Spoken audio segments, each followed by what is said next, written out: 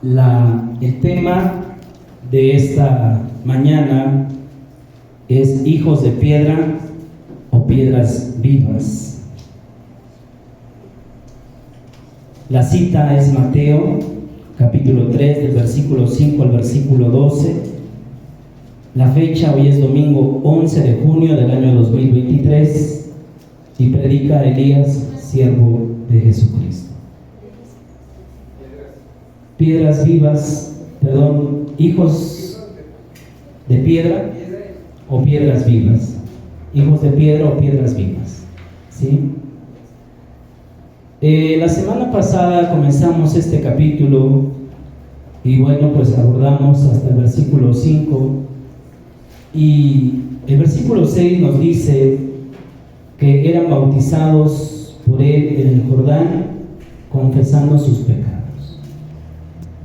Juan el Bautizador, como le citamos la semana pasada, Juan el Bautizador o Juan el Bautista, como es más conocido, veíamos que algunos creen que pertenecía a la comunidad de Qumran o que pertenecía al grupo de los esenios. Ya vimos que no es así. No pertenecía a esta comunidad, ni él ni nuestro Señor Jesucristo. Dice la Biblia que ellos salían y eran bautizados por él en el Jordán y confesaban sus pecados. Más o menos era una especie de llegaba la gente, salía, creían que era Elías. Ya lo aclaramos la semana pasada por qué, si lo recuerdan. Algunos preguntaron si era el Mesías que habría de venir, otros preguntaron si era un profeta, si era Elías o alguno de los profetas, y él dijo no lo soy. Y la gente entonces, a través de su mensaje, sufría un cambio, realmente se arrepentían. Y para que él los pudiera bautizar, para que pudieran ser sumergidos en el agua, esto lo decía yo la semana pasada, eso viene a ser un gran cambio, porque el cambio que le digo o que le menciono es que ellos, para ser perdonados de sus pecados, tenían que ir al templo, ofrecer un sacrificio, y a través de la sangre derramada del animal sacrificado, ellos tenían que ser ¿qué? Perdonados. Pero aquí no hay sacrificios, aquí solamente hay un mensaje muy sencillo: arrepiéntanse. ¿Sí? Y entonces la gente llegaba y le decía, bueno, te arrepientes, y bueno, pues tienes que confesar tus pecados públicamente. Yo no sé si hoy nos atreveríamos nosotros a confesar nuestros pecados públicamente. ¿Cómo se vería un adúltero diciendo, me arrepiento porque cometí adulterio? Y alrededor está la comunidad que ha asistido al Jordán para escuchar este mensaje. Es que realmente entonces hay un arrepentimiento. ¿Sí? A veces nosotros hoy en día pensamos, ¿qué dirá el hermano si me escucha orar? ¿Qué dirá si me escucha decir, Señor, no me dejes caer en la tentación? Seguro ese hermano es bien pecador, por eso pide que no caiga en la tentación. Pero estos hombres, realmente su arrepentimiento era sincero y confesaban públicamente si habían robado, si habían tenido un mal pensamiento, si habían ofendido a alguien, si habían mentido, lo confesaban públicamente. Y entonces, una vez que confesaban públicamente, era un sinónimo de que estaban arrepentidos, de que realmente les dolía haber ofendido a Dios, haber ido en contra de la voluntad de Dios. Y entonces Juan los sumergía en el agua. Era el bautismo de arrepentimiento. Y de esta manera salían las personas al Jordán para ser bautizados por Juan, como lo acabamos de leer. Una de las cosas también que nos dice, leímos el versículo 5 también, ¿verdad? Estaba explicando el versículo 6, pero el versículo 5 nos dice de la siguiente manera: y salía de Jerusalén, y cabe resaltar esto, y dice, y toda Judea, y toda provincia de alrededor del Jordán. Esa palabra toda, lo repite 2 veces. Es para hacer un énfasis que literalmente salía toda gente. ¿Sí? Se da a entender que la mayoría o todos salían al Jordán para ser bautizados. Se dice que cuando hay avivamientos, realmente los avivamientos producen ese efecto. Cuando hay avivamiento, me acuerdo de uno de los avivamientos en una de las islas, que dice que muchas iglesias habían cerrado por falta de membresía. Los pastores terminaban renunciando porque las personas ya no iban a las iglesias, y entonces pues acordaban los miembros y los pastores que esos lugares que habían sido iglesias ahora tenían que ser vendidos porque pues estaban ahí vacíos, y muchos de esos lugares fueron vendidos y muchas personas compraron esos lugares y se convirtieron muchos en salones de baile y muchos se convirtieron en cantinas. La palabra de Dios en ese lugar escaseaba y la gente no tenía interés por oír la palabra de Dios, no tenía ese interés. Pero hubo un joven que se reunió con otros y que pedían que Dios trajera un avivamiento, que Dios avivara nuevamente ese lugar. Y lo siguiente que pasó es que llega un predicador a este lugar, comienza a predicar y comienza a predicar por la noche, casi a la medianoche, y comenzaban a venir campesinos, comenzaban a venir personas, como si algo los atrajera a este lugar donde estaban predicando. Y la gente se arrepentía, pedía perdón por sus pecados y confesaba sus pecados. Es muy parecido a lo que estaba pasando con Juan el Bautista. Cuando las personas llegaban, confesaban sus pecados, no les importaba si la esposa, cómo iban a arreglar eso con la esposa, con el que habían defraudado, o con los hijos. Ellos querían estar bien con Dios en ese momento. Creo que cuando pensamos, es que si me escuchan orar, Señor, ayúdame, porque todavía sigo mintiendo, siendo un tramposo. Y si todavía dices, ¿qué va a decir mi esposa, mis hijos, el pastor, la hermana que está enfrente de mí? Hermano, es que en realidad te importa lo que nosotros digamos, pero no te está importando lo que Dios dice. ¿Sí me estoy dando a entender o no? Sí.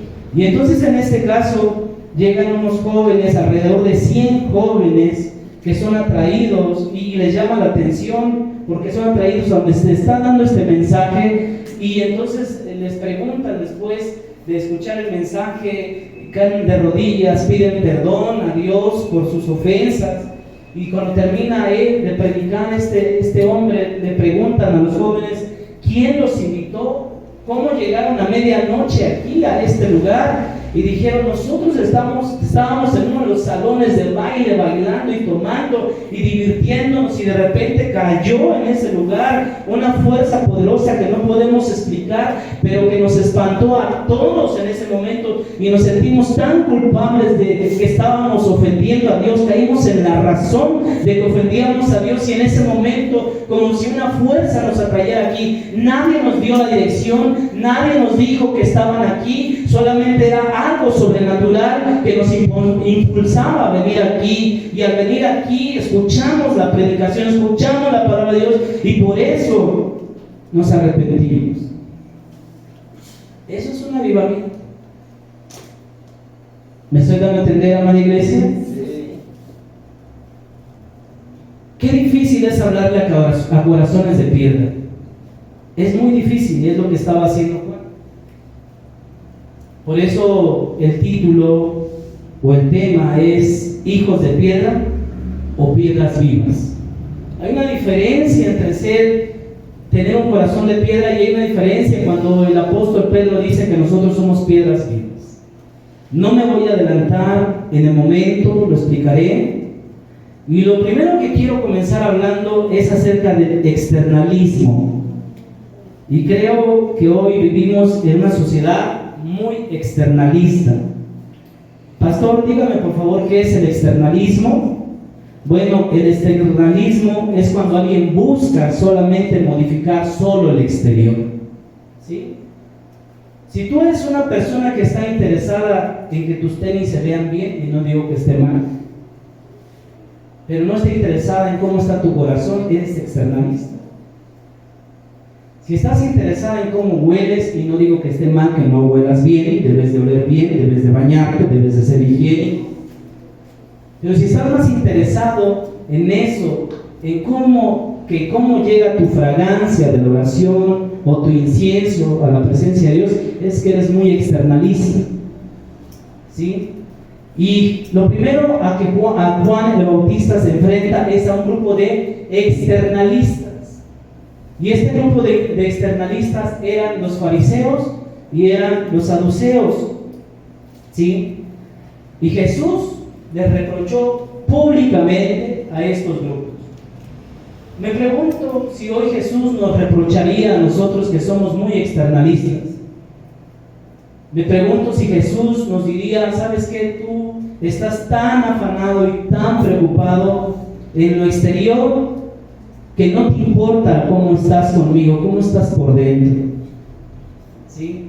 Y una de las citas que dice, cuando Jesús les dice a estos externalistas, a este grupo que está enfrentando Juan en el desierto, es en Mateo 23, 27, donde dice: ¡ay de vosotros! Y esas son palabras de Jesús. Y las palabras de nuestro Señor Jesucristo dice: ¡ay de vosotros, escribas y fariseos! Y les llama hipócritas.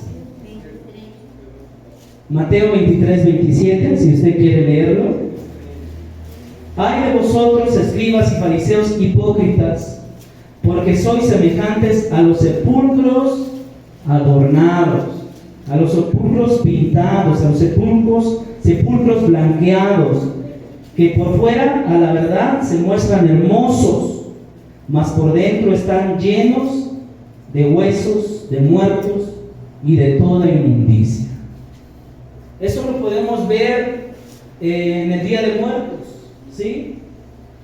En México se tiene la costumbre de ir a adornar las tumbas, pintarlas, ponerle flores bonitos, ahí van, comen, ¿sí? Pero si destaparan esa tumba, si quitaran esa lápida, ¿qué encontrarían por dentro? Pura pudredumbre. Y Jesús está llamando a este grupo de fariseos, saduceos y escribas, les está llamando que son hipócritas. ¿Por qué son hipócritas? Porque son muy externalistas, porque se preocupan de la apariencia, pero no cuidan ¿qué? El interior. Y tal vez tú digas: es que yo trabajo para vestir bien. Pues qué bueno que trabajas para vestir bien, pero no todo en la vida es vestir bien, y no toda la vida es que vas a vivir eternamente sobre la tierra, sino que también en algún momento vas a morir y comienza la verdadera vida. ¿Sí me doy a entender? Sí. Si tú te preocupas más por la apariencia, eres como el fariseo y el saduceo. ¿Sí? Eres un externalista, preocupado por cómo me veo, por cómo me ven los demás, por qué opinan los demás. Mira hermano, no te tiene que preocupar qué es lo que yo opino. Yo no soy Dios al final de cuentas. Yo solamente soy una voz que clama en el desierto, como la voz de Juan el Bautista. Solamente soy esa voz. Solamente soy el mensajero. El mensaje verdadero lo da Dios. Juan el Bautista confronta la hipocresía también de estos externalistas en el capítulo 3 de Mateo 3, 7, y les va a llamar de la siguiente manera Juan el Bautista en el versículo 7: al ver que muchos de los fariseos y de los saduceos venían a su bautismo, les decía: generación de víboras, ¿quién os enseñó a huir de la ira venidera? ¿Quién les ha enseñado? Vemos aquí entonces que son llamados una ¿qué? Generación de víboras. ¿Sí? Y esta palabra es que, bueno, antes de verla, yo quiero decir que no todo líder espiritual es espiritual. Y esto lo quiero dejar muy claro. No todo líder espiritual es espiritual. Hay personas que predican, hay personas que enseñan y enseñan cosas espirituales, pero en realidad no son espirituales. Vemos aquí que estos eran los líderes espirituales de la nación de Israel, pero eran externalistas. Solamente les preocupaban las apariencias. Estaban preocupados por buscar la aprobación de los hombres. Y entonces tiene que ser confrontada la hipocresía.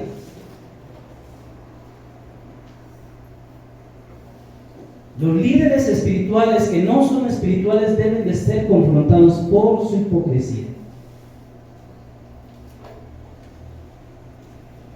¿Qué pasa cuando un padre le exige al hijo que ore pero no ora? ¿Qué pasa cuando alguien le exige a otro que lea la Biblia pero él no lee la Biblia? ¿Qué pasa cuando alguien le dice, tú busca a Dios porque tú lo necesitas más que yo? ¿Cómo puede dar consejos de moralidad,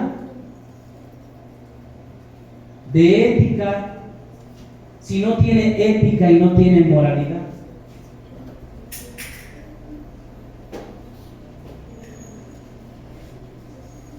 Necesitamos ser confrontados si estamos siendo hipócritas, si estamos poniendo cargas pesadas a los demás que nosotros no nos atrevemos a mover ni con un solo dedo. No todo líder espiritual es espiritual. Algo que me llama la atención es cuando le dice generación de víboras, es decir, son de la misma especie reptil que Satanás. ¿No fue acaso la serpiente la que engañó a Eva? Sí, fue la serpiente. Y aquí vemos que Juan el Bautista le está diciendo, ustedes son de una misma camada. Salieron los huevecillos de la misma serpiente. Nacieron de ahí. Ustedes proceden del mismo reptil. Ustedes son de la misma especie que el mal. Los está confrontando. Los está confrontando porque como eran externalistas, eso le habían enseñado al pueblo, que las apariencias eran las que importaban. Y el pueblo se cansó de la hipocresía de ellos. ¿Y por qué el pueblo correspondió buscando a Juan y bautizándose? Porque el mismo pueblo se dio cuenta que estos líderes no eran verdaderos. Prefirieron creer en alguien que aparecía en el desierto, que no pedía holocaustos, que pedía que confesaran sus pecados, que su mensaje los confrontaba, porque quien te ama te va a hablar con la verdad. ¿Qué pensarías tú si vas y te haces unos estudios, unos análisis, y entonces se dan cuenta que te quedan 3 meses de vida? Pero no lo sabes y le dicen, mire, esta noticia la tenemos que dar a sus familiares, pero tus familiares no te dicen a ti que te quedan 3 meses de vida. ¿Acaso no te gustaría saberlo? Yo creo que sí. Y es algo que hace alguien que te ama. Alguien que te ama te va a hablar siempre con la verdad, aunque te ofendas. ¿Sí? Te va a decir, esto es la realidad. La serpiente engañó a Eva en el huerto, y ellos son de la misma especie reptil de la que es el diablo. Las víboras son peligrosas. Me llama la atención porque les dice generación de víboras. ¿Por qué? Porque las víboras son capaces de camuflarse, y una vez que se han camuflado, una vez que te confías, entonces te hacen daño. Y es lo que a veces estás pasando aquí, no aquí, sino en México y en todo el mundo. Están confiando en líderes que se están camuflando, lobos vestidos de ovejas, líderes espirituales que no son espirituales, que se están camuflando, y la gente se confía, y cuando la gente confía en ellos, ellos son capaces de hacerles daño. Los engañan, les sacan su dinero, abusan de ellos. Por eso Juan está diciendo, ustedes son una generación de víboras. Se ganan la confianza de la gente y después, cuando menos lo esperas, ahí está la mordida, el piquete letal, el veneno encajado. Me acuerdo cuando yo iba a la milpa con mi papá. Me acuerdo que en una ocasión mi papá me dice: hijo, te sientas aquí me esperas sentado y no te mueves de este lugar, yo voy a ir a ver allá el otro plantío.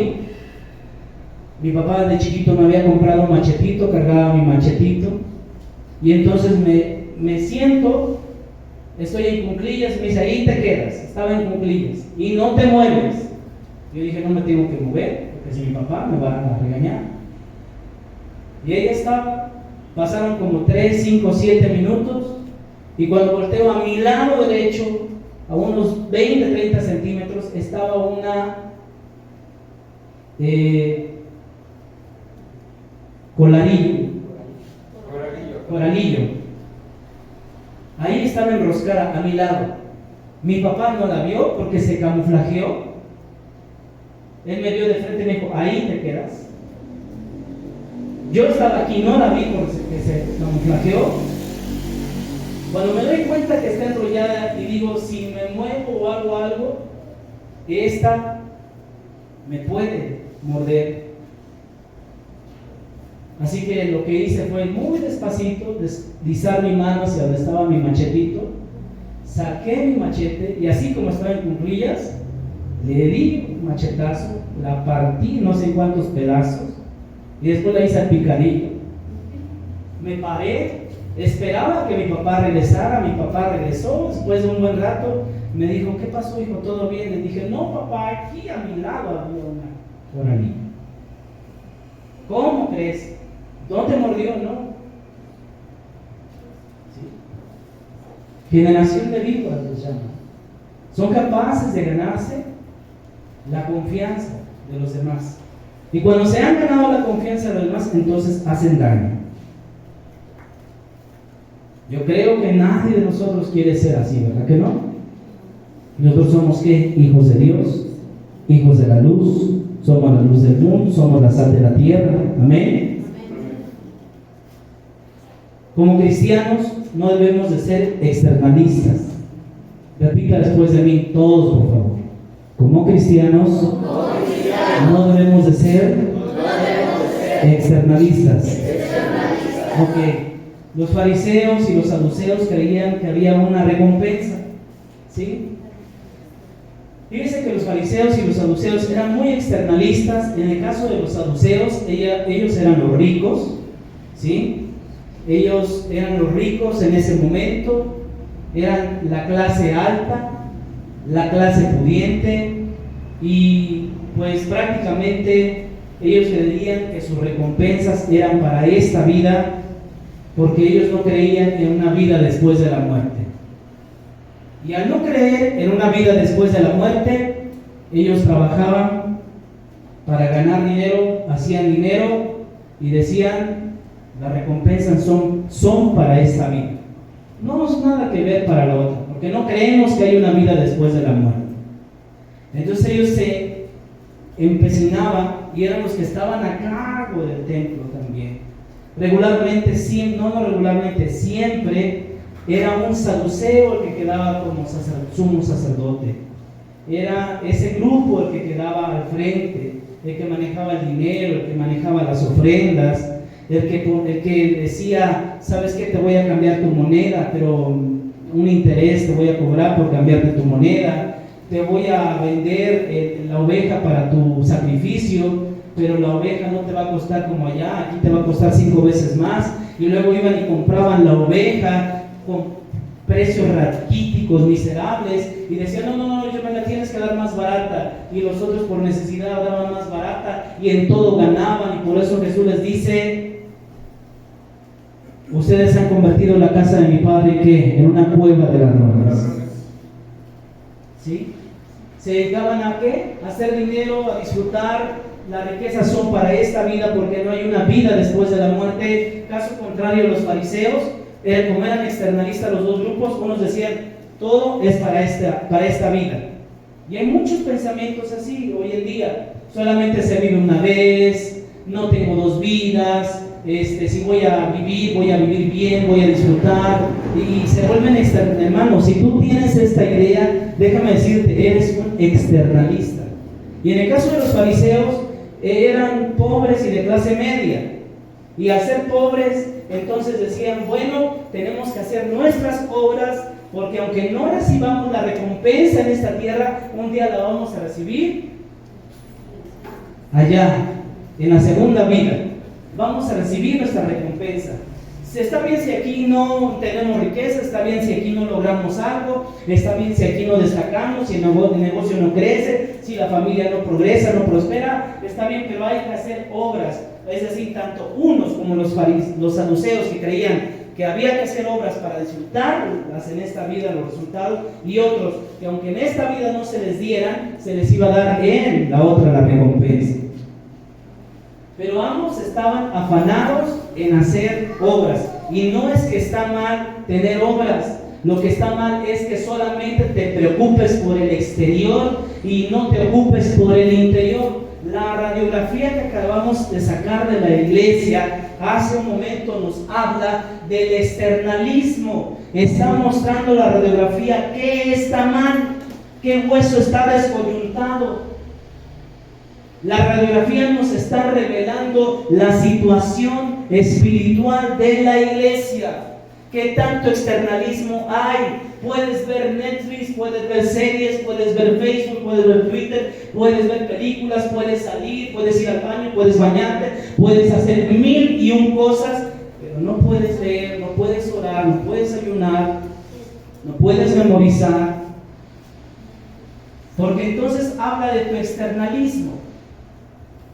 Tal vez hemos caído como los fariseos. Yo me afano porque aquí es donde me tiene que ir bien. O tal vez como los saduceos. En el caso de los fariseos, bueno, yo me afano porque si no me va bien aquí, pues me va a ir bien allá, pero aunque no me ocupe de mi interior. Y Juan el Bautista está reprochándoles esa postura. ¿Sí me di a entender? No hay un cambio profundo, no hay un metanoia, no hay un cambio de mente, no hay un cambio de dirección. Tenemos que tomar muy en serio lo que estoy diciendo, amados hermanos. Tal vez no nos estamos preparando para la eternidad, porque tal vez estamos pensando que solamente es esta la vida la que tenemos que vivir. Yo ya lo he dicho, ¿cómo pretendemos pasar la eternidad con Dios si no podemos orar a Dios aquí? Repita después de mí: tenemos que buscar. Todos, tenemos que buscar las cosas de arriba. Y luego les dice: ¿quién os enseñó a huir de la ira venidera? Se dice que en los campos, aquellos que han crecido en el campo, donde cultivan regularmente, cuando hemos pasado por los plantíos de cañas, cuando queman la caña, o queman el pasto, o queman, regularmente ahí las primeras que salen huyendo del fuego, ¿quiénes son? Las víboras, los escorpiones, los alacranes, también todos los demás animalitos. Pero a eso se está refiriendo Juan el Bautista. ¿Quién les enseñó a huir de la ira que va a venir sobre ustedes? ¿Quién les enseñó? Porque esos están saliendo, fíjese, aquí Juan está comenzando un solo hombre, lleno del Espíritu Santo, lo vimos la semana pasada, ¿verdad? Un solo hombre lleno del Espíritu Santo está comenzando, ¿sí? Un movimiento que está creciendo, que está sacando a las regiones, a todos están saliendo a él para ser bautizados, están confesando sus pecados porque se están arrepintiendo. Y entonces los fariseos y los saduceos dicen, hay un movimiento que está creciendo, hay un movimiento que está tomando fuerza, así que ellos vienen, dice, para ser bautizados por Juan. Y entonces les dice, generación de víboras, ¿quién les enseñó de la ira venidera? ¿Sí? ¿Sabe quién mandó a esos fariseos y a esos saduceos al movimiento de Juan? El mismo diablo, el mismo Satanás. Pastor, ¿por qué dices que fue el mismo diablo? ¿Por qué dices que fue el mismo Satanás quien envió? Fue el mismo diablo que los llevó ante Juan para infiltrarse en este nuevo mover de Dios. Había un mover de Dios poderoso. La gente se estaba arrepintiendo, la gente estaba teniendo un metanoia, un cambio de dirección, un cambio de mente. ¿Sí? Había un verdadero arrepentimiento. Estaba este mover de Dios poderoso. Y entonces dice, vamos allá, vamos a infiltrarnos, ¿sí? Pero son descubiertos. Es lo que ha pasado regularmente, amados hermanos, cuando hay un mover de Dios. Cuando hay un mover de Dios en algún lugar sobre la tierra, ¿sí? Regularmente el diablo, Satanás, la serpiente antigua, el dragón, luz bella, el Señor lo reprenda, va a buscar infiltrarse en ese movimiento. ¿Para qué? Para contaminarlo, para introducir la hipocresía, porque Juan los descubrió, sabía que ellos no se habían ¿qué? Arrepentido. La mayoría va, que vean que nosotros también vamos, y les va a decir más cosas. Les va a decir, hagan frutos dignos de arrepentimiento. Repita después de mí, hacer frutos dignos de arrepentimiento. Hacer frutos dignos de arrepentimiento. A ver, ¿cómo son los frutos dignos de arrepentimiento, pastor? Porque yo he escuchado que digan, ustedes tienen que hacer frutos dignos de arrepentimiento, pero nadie me ha explicado cómo son los frutos dignos de arrepentimiento. ¿Cómo Dios evalúa el arrepentimiento? ¿Te has preguntado cómo Dios evalúa el arrepentimiento? ¿Te has preguntado eso? ¿Cómo Dios puede evaluar nuestro arrepentimiento? Vamos a un libro, por favor, del Antiguo Testamento. Vamos a ir al libro del profeta Jonás, capítulo 3, versículo 10. Jonás, capítulo 3, versículo 10.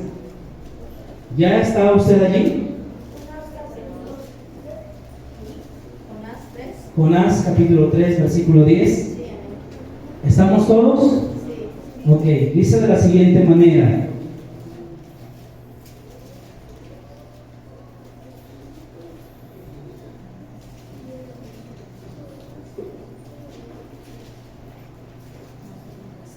Y vio Dios lo que hicieron, que se convirtieron de su mal camino y se arrepintió del mal que había dicho que les haría y no lo hizo.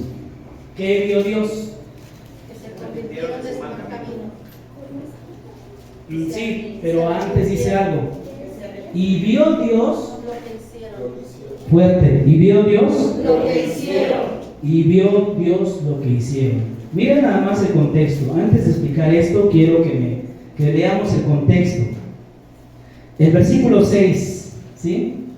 Dice que cuando Jonás da este mensaje de que Nínive se tiene que arrepentir, porque si no va a venir ¿qué? El juicio de Dios, y por juicio de Dios entiéndase destrucción, como Dios juzgó al mundo antiguo, ¿sí lo recuerda? En el tiempo de Noé, como Dios juzgó a Sodoma y a Gomorra. A eso se le conoce como juicio de Dios. Y entonces dice que llegó la noticia hasta el rey de Nínive. ¿A quién llegó la noticia?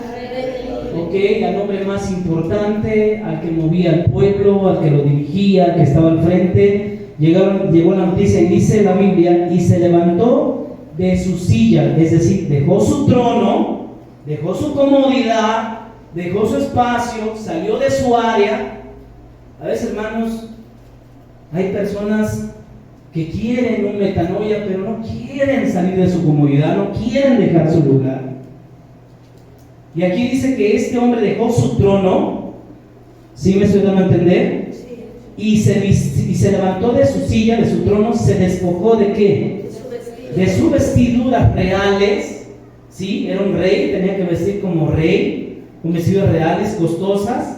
Se despojó y en lugar de eso se cubrió de cilicio. El cilicio es una tela áspera, rústica, ruda, ¿sí? Incómoda. Se vistió con cilicio y se sentó sobre ceniza, esto es decir, se humilló e hizo proclamar y anunciar en Nínive por mandato del rey y de sus grandes, diciendo: hombres y animales, bueyes y ovejas, no gusten cosa alguna, no se les dé alimento ni beban agua, sino cúbranse de cilicio, hombres y animales, clamen a Dios fuertemente y conviértanse cada uno de su mal camino.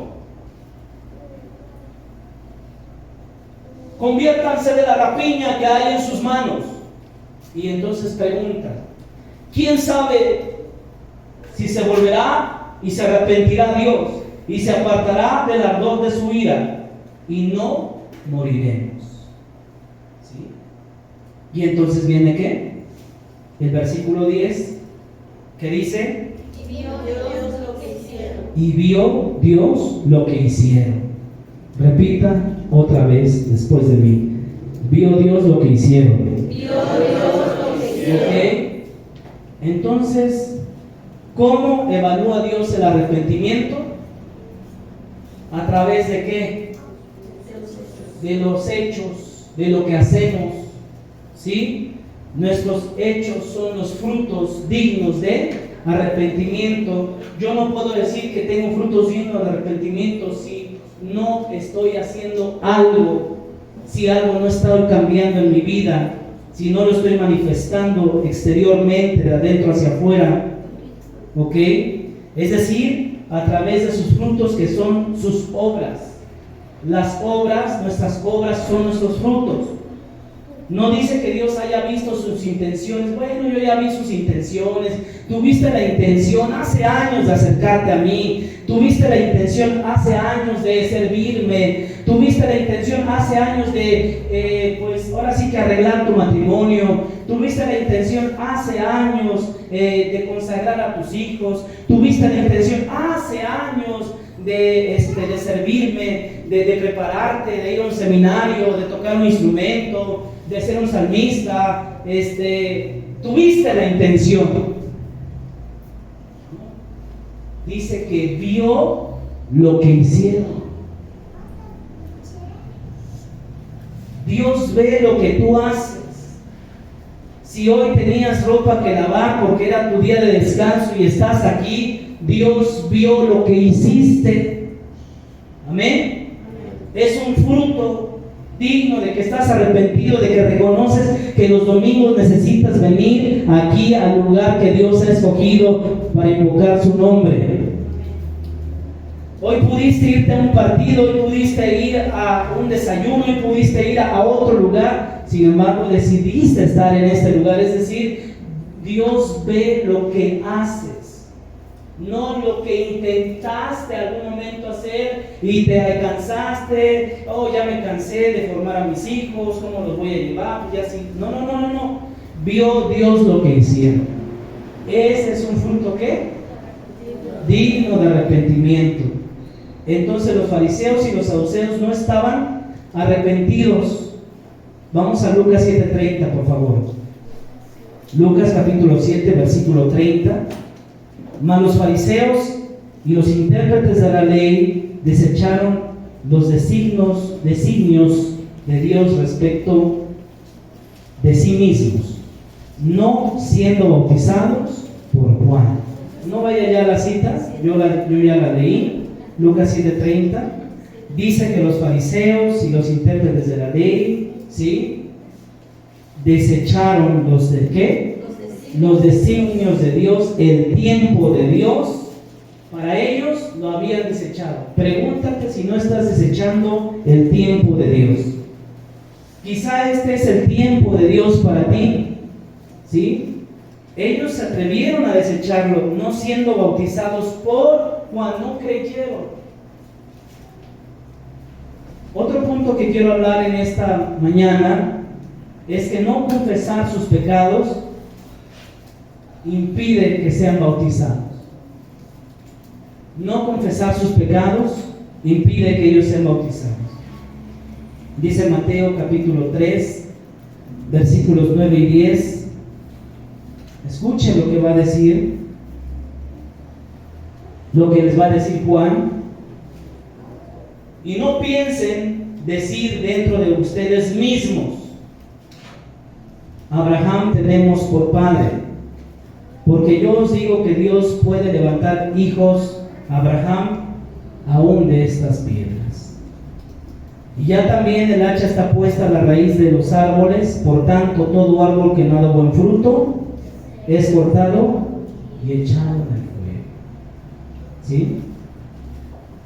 Mire usted lo que acabamos de leer. No piensen dentro de ustedes mismos decir que tienen ¿a quién? ¿Cómo lo tenían? Ok. Ellos, cuando fueron confrontados por Juan el Bautista, que les dijo: generación de víboras, ¿quién les enseñó de la ira venidera? Cuando vieron que los demás tenían que confesar sus pecados públicamente, ellos no lo iban a hacer. ¿Por qué no lo iban a hacer? Porque no estaban arrepentidos. Porque ellos eran externalistas. A ellos les importaba más lo que dirían los demás y no lo que dice Dios.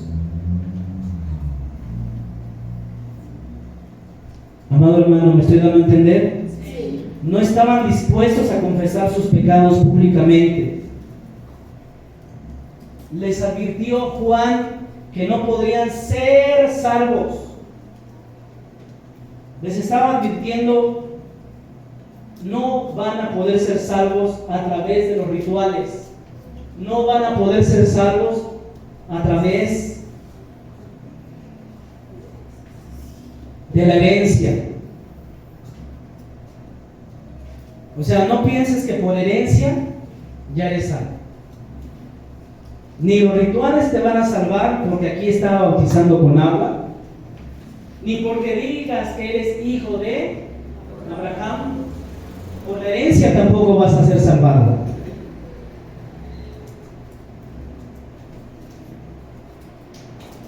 Y quiero así llegar al tercer punto, como se llama el tema. ¿Cómo se llama el tema?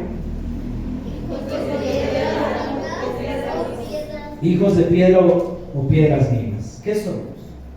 ¿Hijos de piedra o piedras vivas? El versículo 9 dice que Juan les dijo: Dios puede levantar hijos a Abraham aún de estas piedras. A ver, póngase de pie, por favor.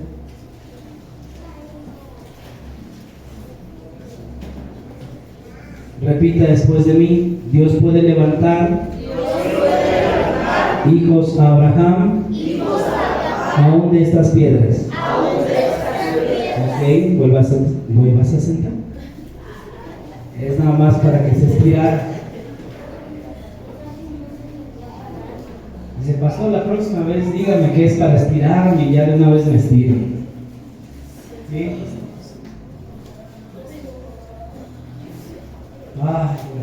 A ver, vamos a ver. ¿Hijos de piedras o piedras vivas? ¿Cómo eran las piedras a las que Juan se refería? Porque Juan está diciendo: Dios, escuche bien, ¿quién?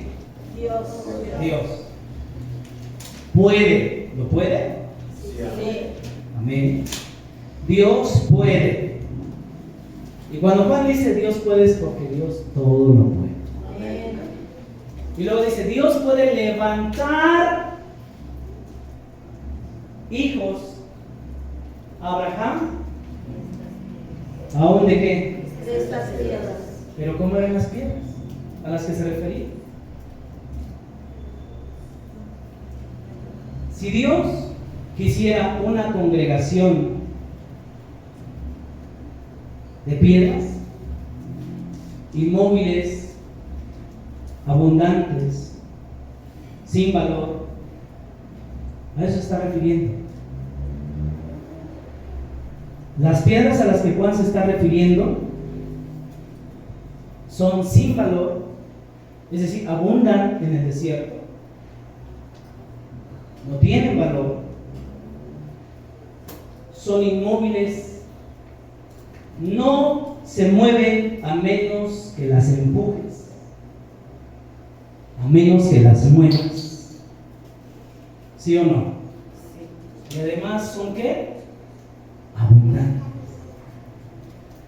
Si Dios quisiera una congregación así, podría, dice Dios, hacer que estas piedras, con estas cualidades, fueran sus hijos, los hijos de Abraham.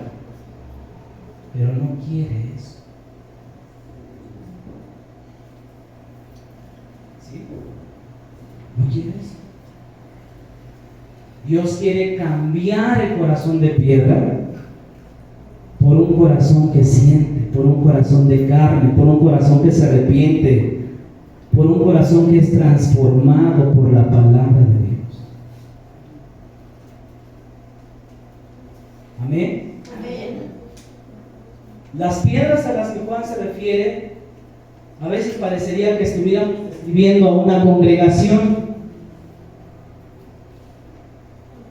Abundan tal vez en las congregaciones aquellos que son inmóviles y aquellos que creen que no tienen valor.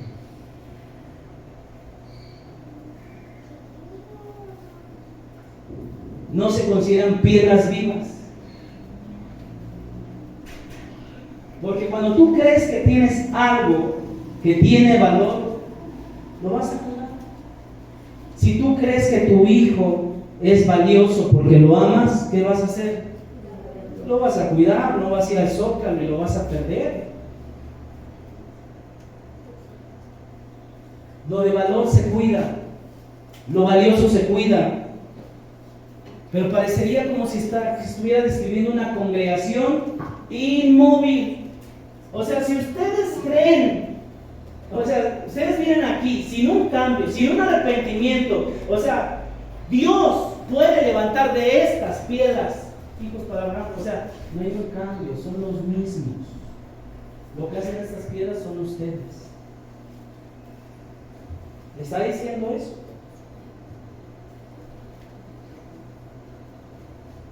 La Biblia nos enseña acerca de Pedro, que Pedro fue comparado con una piedra. Y nos dice Juan 1:42, no vaya allá porque vamos a ir un poquito más rápido. El Evangelio de Juan capítulo 1 versículo 42 dice que Jesús le dice, y se le presentó a Jesús, y se lo presentó, a Jesús. Jesús miró firmemente a Simón y le dijo, tú eres Simón, hijo de Jonás, pero te llamaré Kefas, que traducido es piedra.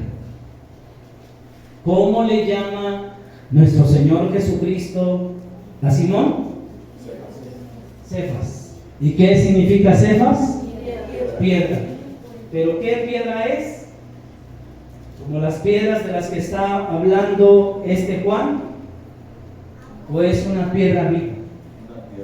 Una piedra viva, porque va a ser el mismo Pedro a que Jesús le dice, tú eres una piedra. Va a ser el mismo Pedro en su epístola, en 1 de Pedro 2:5, donde va a llamarnos a nosotros, a la iglesia, piedras vivas.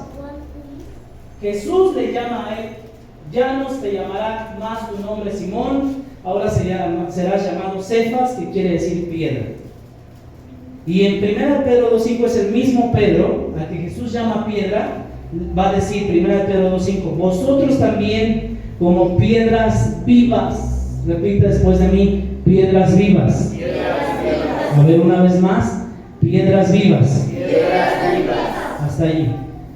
Vosotros también como piedras vivas, sed edificados como casa espiritual y sacerdocio santo para ofrecer sacrificios espirituales aceptables a Dios por medio de Jesucristo. Ustedes también como piedras vivas. Pastor, ¿qué es una piedra viva? ¿Alguien sabe qué es una piedra viva? ¿Alguien sabe a qué se refiere la Biblia cuando dice que es una piedra viva?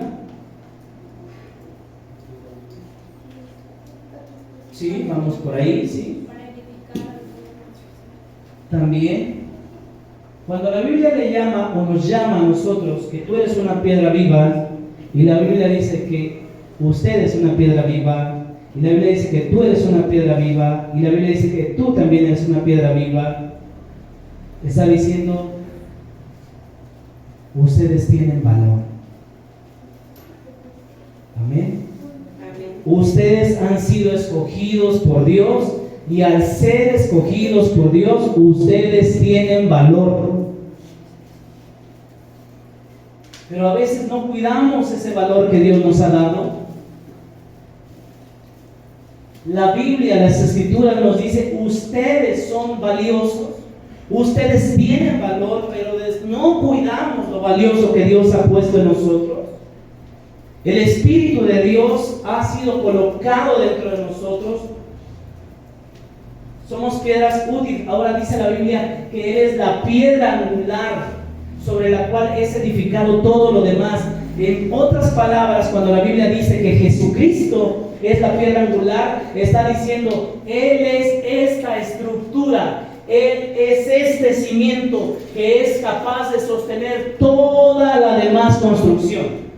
En la antigüedad así se construía, ¿sí? En la antigüedad se ponía una piedra angular y sobre esa piedra angular se sostenía toda la demás construcción, ¿sí? Entonces las piedras vivas, las piedras de valor caían sobre la piedra angular que es nuestro Señor Jesucristo. Las piedras vivas se adherían a la piedra angular que es nuestro Señor Jesucristo. No podemos ser sin Él. Somos con Él, junto a Él, somos para Él, por Él y para Él. Amén. Él es la piedra angular que desecharon, ¿quiénes? Los fariseos, los saduceos. Él es la piedra angular que desecharon los edificadores. Él es la piedra angular que rechazaron y dijeron, no, nosotros podemos hacer una construcción sin la piedra angular. Y dice, yo soy la piedra angular. Ustedes son las piedras vivas. Ustedes son las piedras que pueden irse adheriendo a mí. Pero todo lo sostiene Él. Todo lo sostiene nuestro Señor Jesucristo. Pero si usted, que es una piedra viva, se considera una piedra sin valor, usted se descuida. Usted vive una vida contraria a la voluntad de Dios porque usted no se considera de valor. Usted se cree una piedra común. Cualquier piedra. Se dice que el diamante es una de las piedras más fuertes. Antes de llegar a eso, la Biblia nos dice que las 12 piedras en el pectoral del sacerdote llevaban el nombre de los 12 hijos de Israel. Cada hijo de Israel, como Israel tuvo, ¿cuántos hijos tuvo? 12. ¿Y contando a la mujer? ¿Alguien sabe cómo se llamaba la mujer? Dina, correcto, muy bien. Dice Éxodo 28:21. No vaya allá, yo lo leo. Éxodo 28:21. Y las piedras serán según los nombres de los hijos de Israel. Y las piedras. Amén. ¿Cualquier piedra? ¿Piedras qué? De valor, piedras vivas. Y las piedras serán según los nombres de los hijos de Israel. 12 según sus nombres, como grabaduras de sello, cada una con su nombre. serán según los 12 nombres. Amén.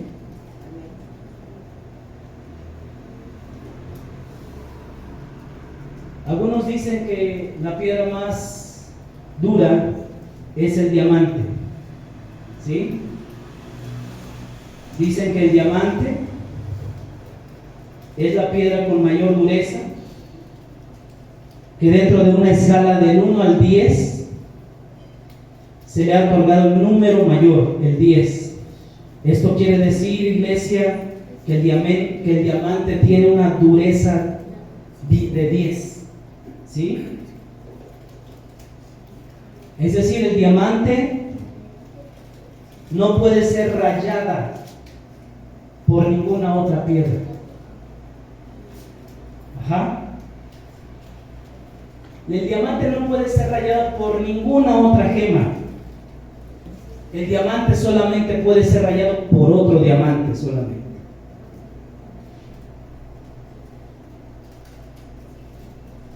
Pero el diamante puede rayar a todas las demás piedras.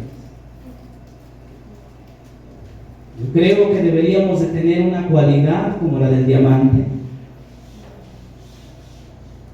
O deberíamos de ser más resistentes que el diamante, todavía más duros que el diamante. Si tú te consideras una piedra común, vulgar, sin valor, así va a ser tu vida, no le vas a dar valor, no te vas a cuidar, no vas a vivir para Dios, no vas a buscar agradar a Dios, porque no tienes, ¿qué? No te consideras de valor. ¿No crees que lo más santo que tiene Dios, que es su Espíritu Santo, no crees que tenga valor dentro de ti? La misma Escritura dice: el que destruya el templo, es decir, el templo del Espíritu Santo, o sea, el que destruya su cuerpo, Dios lo destruirá a él.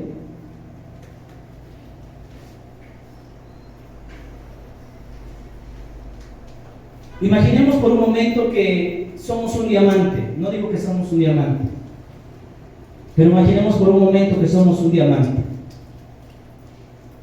¿Tendremos valor o no? ¿Quién nos puede rayar? ¿Quién nos puede hacer daño? ¿Solo otro qué? ¿Otro diamante? Como Pedro, cuando el apóstol Pablo lo exhorta, ¿sí o no? ¿Verdad que sí? Pero sin embargo el diamante puede ¿qué? Rayar a todas las demás piedras.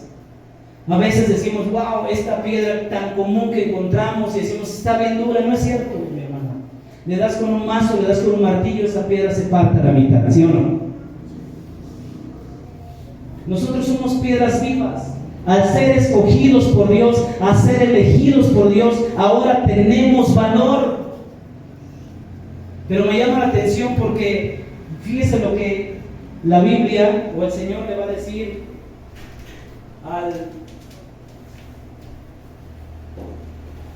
al profeta Ezequiel.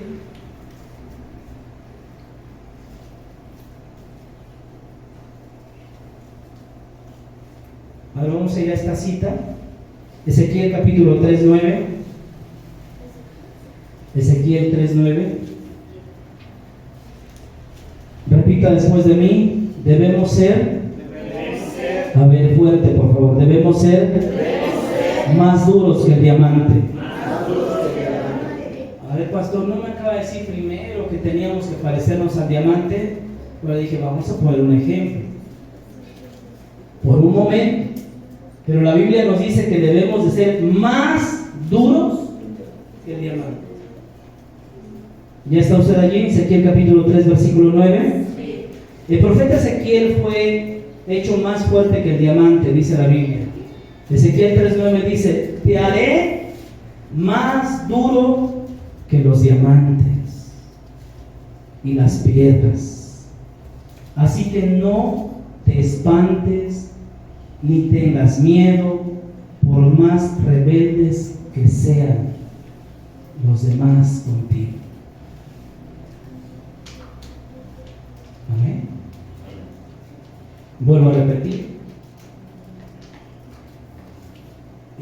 dice el profeta Ezequiel, tenía que enfrentar un pueblo duro de corazón, un pueblo no arrepentido, ¿sí?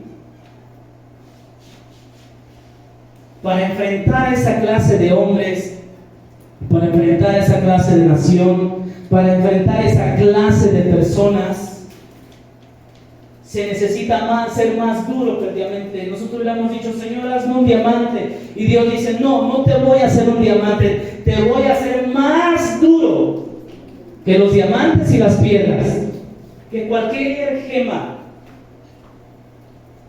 ¿Para qué? Para que no te espantes.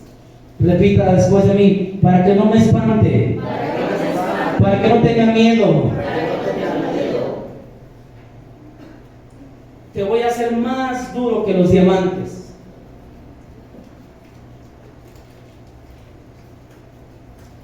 En una generación como la que estamos viviendo, hermanos, una generación tan débil que de cualquier cosa se ofende. Ya nos decía nuestro hermano Ir hace rato, ¿verdad? De esta generación progresista que de todo se ofenden, pero ofenden a todo mundo. Se llevan pero no se aguantan, ¿verdad? En una generación tan débil, los cristianos, o sea, tú y yo, debemos de tener cualidades como las que tenía Ezequiel, el profeta Ezequiel.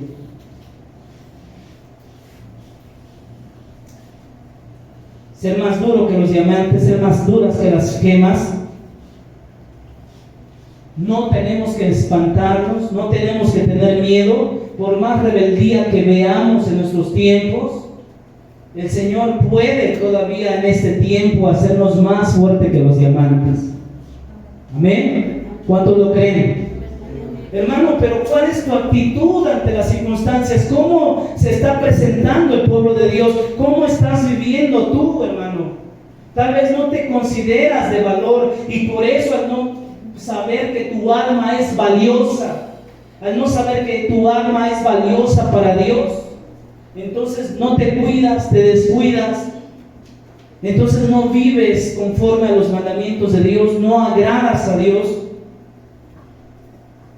No es el novio el que tiene que venir a decir a la jovencita que es guapa o que es hermosa o que vale, no es el novio.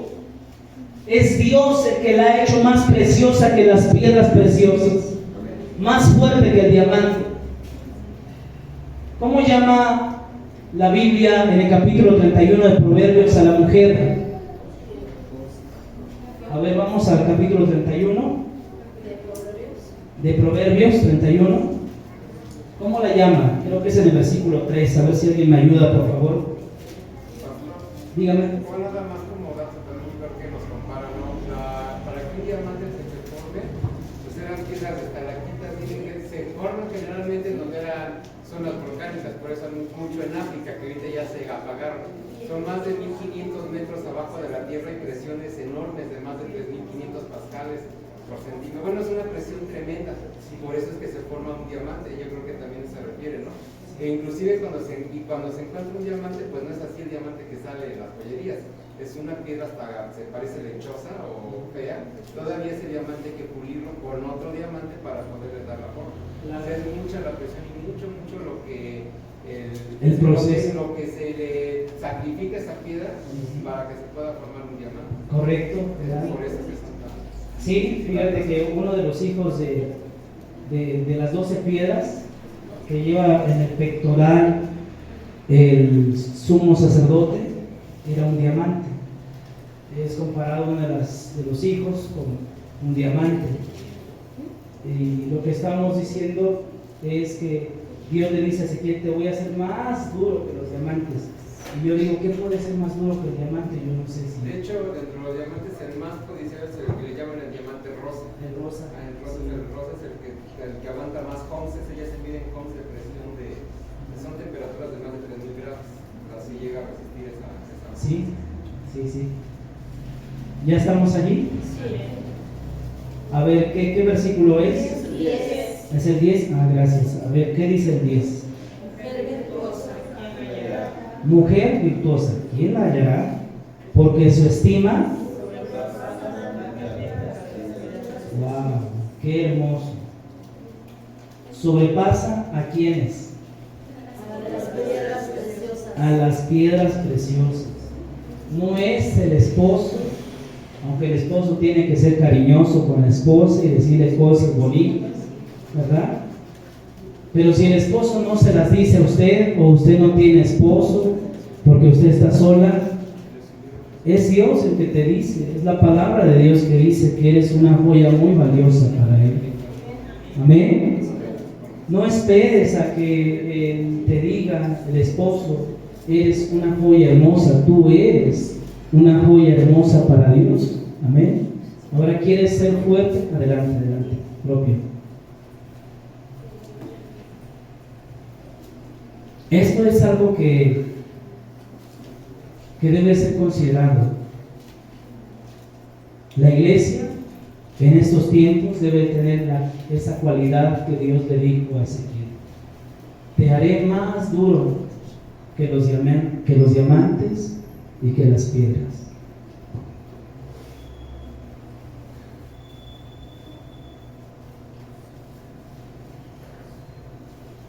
Quiero ir terminando. Como conclusión, quiero ir diciendo que las piedras preciosas son perfectas y son escasas. A ver si me acompañas ahí al piano.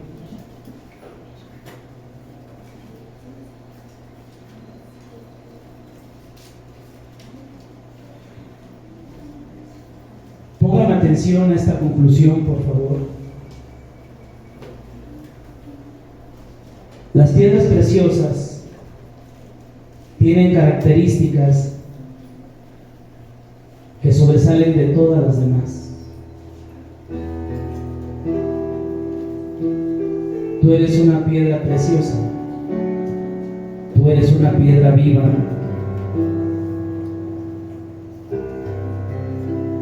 Tú no tienes que esperar a que alguien te diga que tienes un valor, o que alguien te halague para que creas que tienes un valor. Voy a pedir que en este momento, por favor, nadie se levante, que nadie esté pasando, por favor. Quiero que escuchen la conclusión. Las piedras preciosas tienen esta característica: sobresalen regularmente de todas las demás piedras comunes. Las piedras preciosas, las piedras vivas, tienen resistencia. Tú tienes que tener resistencia. Las piedras vivas también tienen esa perfección. Y regularmente son escasas. Por eso son piedras valiosas. Al no ser tan comunes, al ser escasas,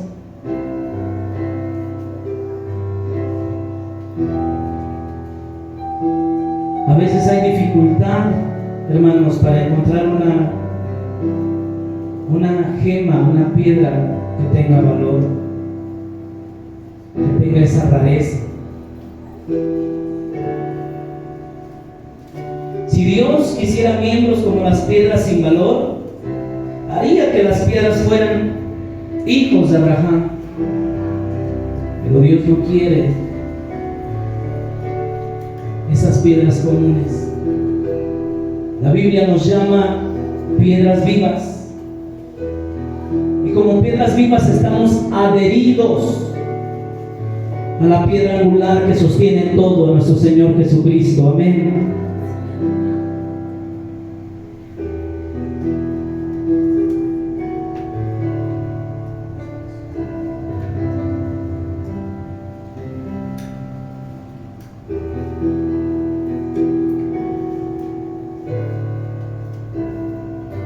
Hermano, ¿cuánto vale tu alma? alma no tiene valor. No podemos ponerle un precio a tu alma.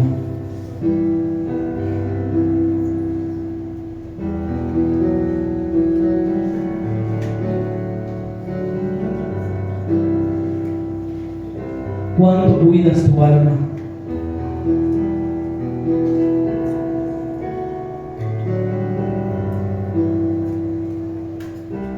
¿Cuánto valoras tu alma?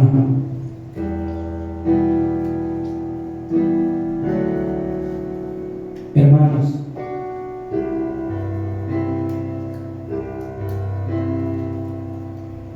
necesitas cuidar tu vida.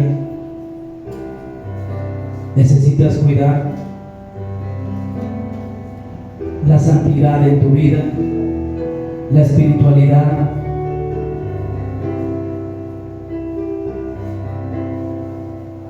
A mí me gustaría que usted llegara en este momento a comprender: Señor, yo quiero ser una piedra viva, una piedra resistente, que no se quiebra, que no se rompe, que no se raya. Tal vez yo sea raro entre los demás.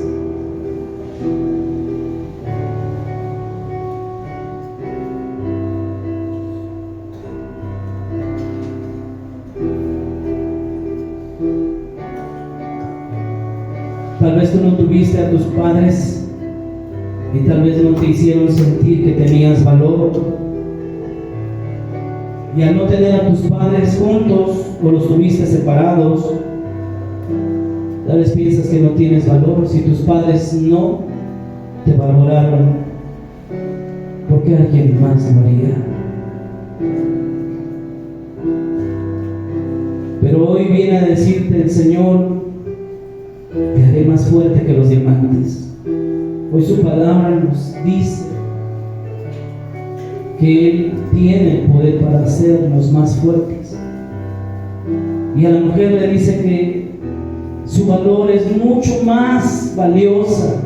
Eres mucho más valiosa que las piedras preciosas. Tu valor sobrepasa lo de las piedras preciosas.